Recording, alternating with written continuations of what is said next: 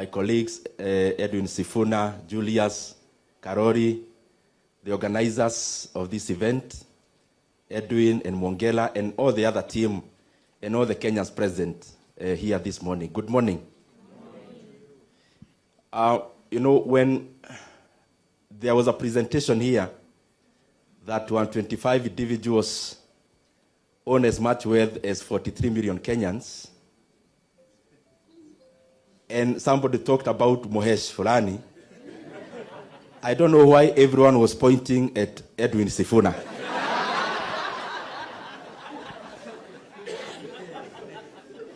And I don't also know why the people on this side were focusing on Karori Omondi. But they'll clarify later.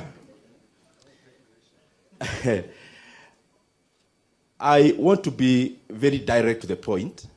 Number one is that I am very glad to be a leader in Kenya, because the issues we are talking about here, some of them we have the ability to do something about them. And I've been trying to do something about some of them in my capacity as MP for Kiharu, and especially on the education front. Education in Kiharu, we put it we consider it with a very high premium. And it is for that reason that all primary schools in Kiharu, those who've been there, they are well done. They look like what we call academies in quotes.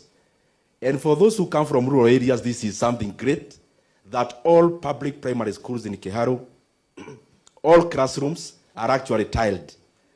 When I say that in Nairobi, it doesn't seem like something big, but Kiharu is a rural constituency. We also run a program called Kiharu Masomo Bora, which takes care of 12,000 learners, over 12,000 learners.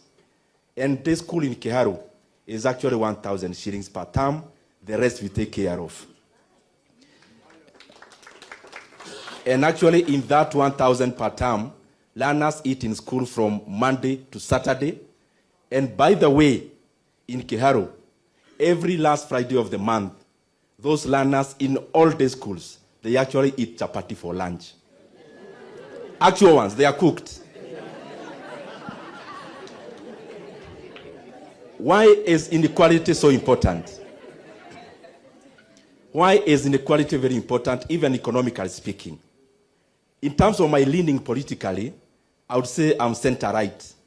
I am also a proponent of enterprise because I think they do something great for the economy.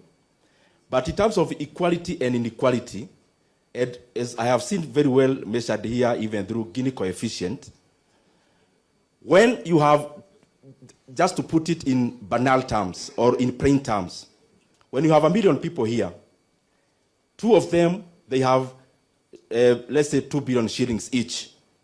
And the other ones, they have $1 each. When you are calculating what you call GDP per capita or income per capita, they only take the aggregate, you divide by the number of the people. And I don't think that is a very good representation of the situation. But it is self-feeding. It is a virtuous cycle when it is good. It is a vicious cycle when it is bad. Because when you redistribute the same 2 billion, and the one who have $1 each have much more, and the one who have 2 billion, they are still wealthy but not with so much disparity.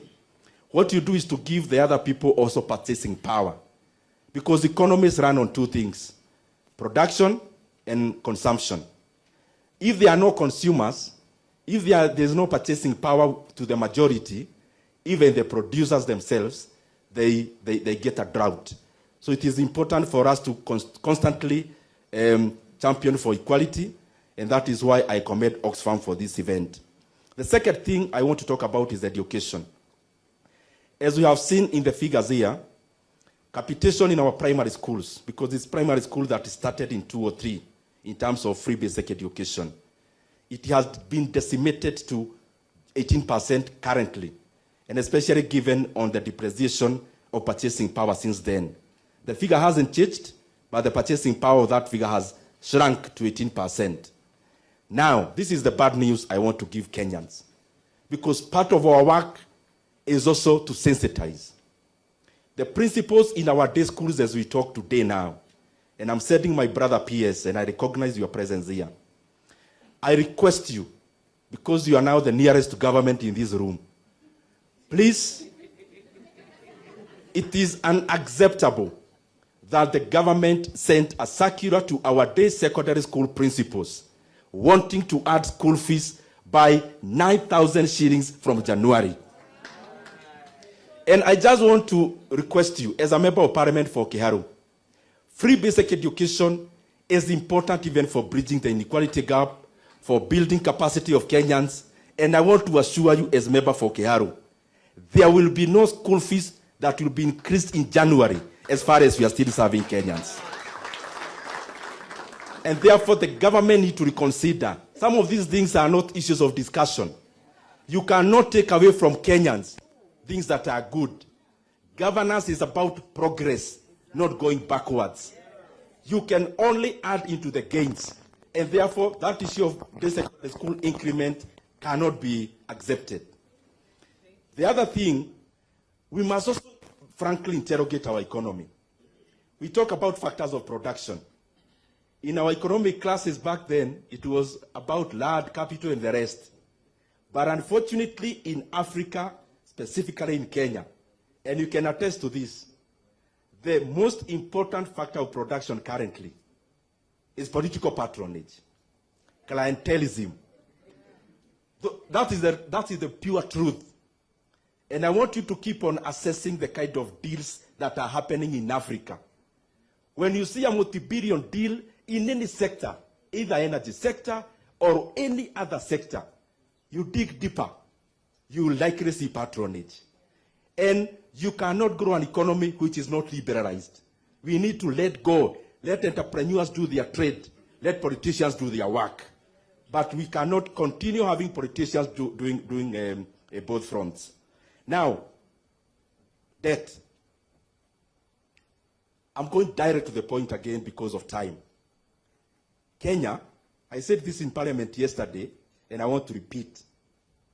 Kenya is borrowing, on average, 3.5 billion shillings every single day. Kenya is borrowing 145 million shillings every hour. So by the time you are here in this hall, the hours we've taken, by the time you go, you can calculate how much. Why? In 2022, the debt in Kenya was 8.7 trillion Kenya shillings. Currently, it is over 12.5 trillion Kenya shillings.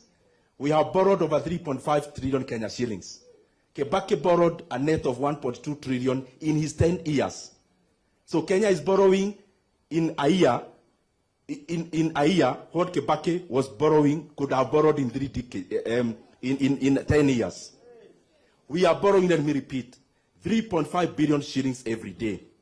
But if you actually take the borrowing for the last 3 months, the first quarter of this financial year, Kenya borrowed around 450 billion shillings. So actually the average in the recent is more than 4 billion Kenya shillings per day. Why is this very important to inequality? Because some of the borrowing we are doing, for sure, most of it is not going into adding utility to the population of Kenya. And the people of Kenya will end up paying in many years to come. I am calling upon Oxfam, please, because you have the capacity. And the other organizations, Irongo, you can organize one. We must have a debt conference in Kenya, where Kenyans must have a voice, because by this trend, we are going to have it very rough. As I come to the finish,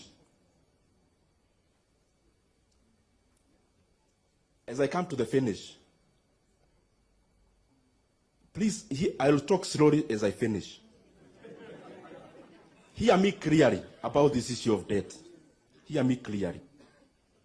Kenya is borrowing 3.5 billion shillings every day on average. That's one. Secondly, because people say, oh, Kibaki also borrowed, Uhuru also borrowed. Now listen to this.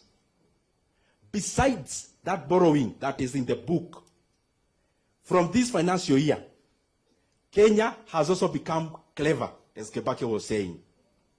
And we are now borrowing even off the book. In the book debt is 12.5 trillion. There are other semantics you hear flying around. One is called securitization.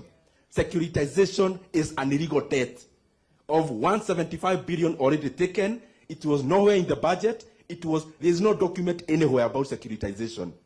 The banks who participated, they also need to learn a lesson that when time for repayment comes, they will have to look for the people they talked to. If they will not be around, they know what to do. The second debt that is illegal is called Talanta Board. The stadiums you see, Kenya borrowed 44.5 billion Kenya shillings through a board. But the interest rate for that money in 15 years, the interest rate alone is 100 billion Kenya shillings. That is why the Talanta Stadium you see, we are told the cost is 44.5 billion. The real cost is over 145 billion Kenya shillings. And I challenge anyone, including the National Treasury, challenge my figures. Because as I said yesterday, facts are like a lion. When you have a lion, you unleash it. You don't need to defend it. It will defend itself. And that is what facts do. Now, besides that, borrowing, as I finish, Sam. Now, Kenyans will say, but we see many things, this happening. This is what I want to conclude with. Kenya is borrowing 3.5 billion every day. Is borrowing 1.25 trillion every year. That is the money President Kibaki borrowed in 10 years. But everything you see with your eyes is not part of that borrowing. The Nairobi, Nakuru expansion is not part of that debt. That is your money that you contribute to NSSF. That the government has forced NSSF to invest that money, then they'll collect their money using toll. So we need to ask government, the money you raise through infrastructure board, where is the money going to? Others will talk about Talanta Stadium. Talanta Stadium, as I said, is not part of the borrowing that I have enumerated. That is another illegal debt, as it happened in Senegal in the last term. The smart city you see in Nairobi happening is also not part of your revenue that you generate as taxes. That is money from South Korea. The expansion of Gongo Road that you are seeing, including the many barabara ya gorofa munaona zinajengwa, that is also not your taxes. That is Japanese money. The programs you hear the government launching, including Nyota, that they hijacked the other day, that is also not your taxes. That is money from World Bank. So the question is, as we talk about inequality, the money you are borrowing, where is it going? Thank you very much.